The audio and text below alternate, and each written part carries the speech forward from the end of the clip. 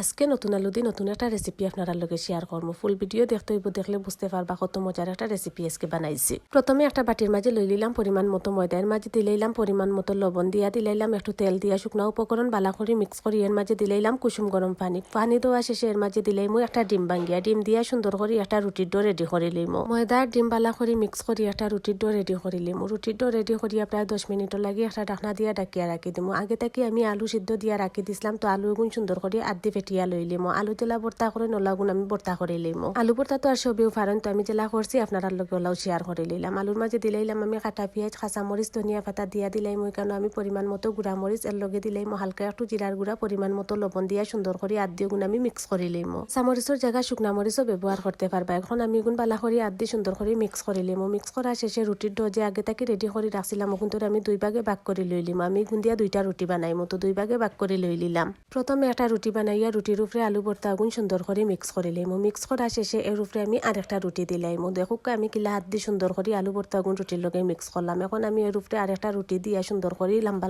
ভাবে চুরি দিয়া কাটি লইমু। এই রেসিপি এত বেশি মজা হয়, আপনারা একবার হইলেও বানাইয়া খাইয়া দেখবা। আমার কিন্তু যে ভালো লাগে বিকালের নাস্তাত বা সন্ধ্যার নাস্তার লাগে কিন্তু পারফেক্ট একটা রেসিপি আজকে আপনারা লগে শেয়ার করলাম। আমি সবসময় চাই একবারে অল্প উপকরণ দিয়ে অল্প সময়ের ভিতরে মজার নাস্তা বানাইয়া আপনারা লগে শেয়ার করতাম। তো যেহেতু আমি অল্প উপকরণ দিয়ে অল্প সময়ে মজার একটা নাস্তা বানাইছি কইতে আপনারাও দেখাইলে, আপনারা যদি বানাইয়া খাইন আশা করি আপনারা খুব বেশি ভালো লাগবো।